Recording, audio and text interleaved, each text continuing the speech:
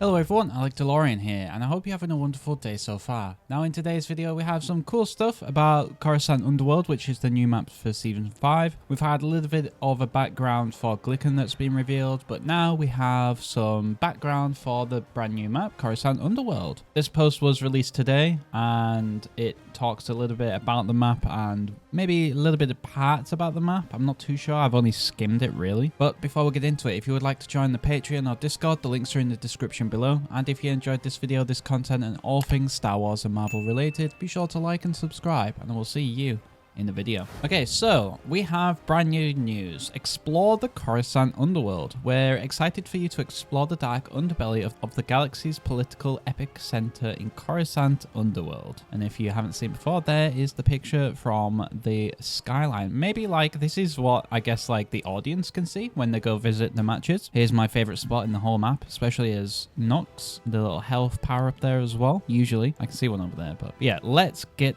into it. Greetings, Hunter fans. We're excited for you to explore the dark underbelly of the galaxy's political epicenter in the Coruscant Underworld. Coruscant Underworld background. Balada the Hutt, which is the owner of the arena of the whole Hunters games, commissioned this battlefield to ensure that the arena's newest hunter, Glicken, feels right at home in his arena debut. So this makes me think as well that I did see a lot of people saying this is actually Coruscant and not an arena on Vespara, but I'm pretty sure this confirms it as well, that this is actually just a build to look like Coruscant, even though it's so vast. So that's a nice touch that we're still on Vespara technically. Glicken grew up in the lower levels of Coruscant, where he honed his skills as a thief, far from the gleaming skyscrapers and sights of the surface. Coruscant Underworld is not for the faint of heart. This battlefield's walkways, buildings, and landing pads are a dangerous playground, but for all the most daring of hunters will willingly to brave its verticality. Take a wrong step and a treacherous fall awaits for you or your enemies. Treacherous falls, yes. I'm pretty sure I've fallen off the map over 100 times already, probably more at this rate, and I'm sure a lot of you have fallen as well. It's really, it's kind of hilarious. Like, I don't mind if I fall. It's kind of like I'm an idiot.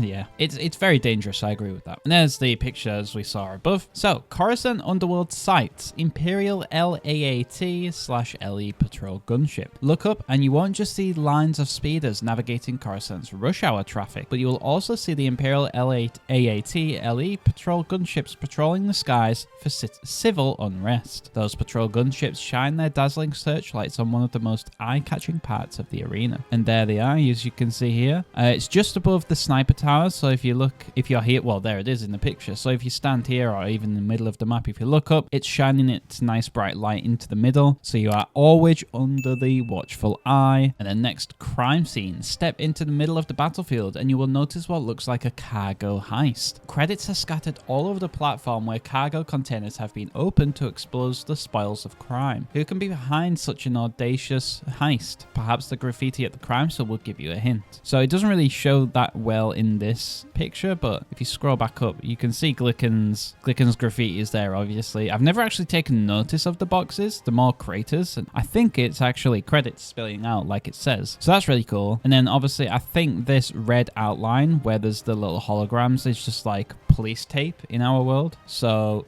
I'm guessing that's why he's shining a light on here, so he's probably investigating. So it's really cool actually that all of this is kind of coming together. And there's your little imperial sign. Next we have the cantina. Enter the interior of the battlefield, where a cantina is ready to serve the finest delicacies that lower levels have to offer. Try not to get too distracted by the neon signs covering the walls. This isn't for the time for sabacc or to watch your favorite Nunaball team on the HoloNet. As you can see there as well, we've got a little Dexter picture from the prequels, which is cool. I've been in this room a lot. I'd love to get inside of there. That would be really cool. Imagine if later on down the line in the game, they release like a new way to get into here, and then you could just set up like, I don't know, a little sprocket turret or something. That'd be funny. I don't think they'd ever do that though. And then we have walkways and alleys. Battle through dark alleyways covered with neon advertising signs that are marked with all kinds of graffiti. Can you decipher the signage? Let us know if you think you have them figured out on the official. I'm assuming they mean the official Discord. But yes, I don't know any Orabesh, so anyone who can decipher any of these graffitis, you are more than welcome to. and send them to the community managers and the developers of the game in the Discord if you have figured them out. And there you go. There is the new backstory-ish kind of vibe that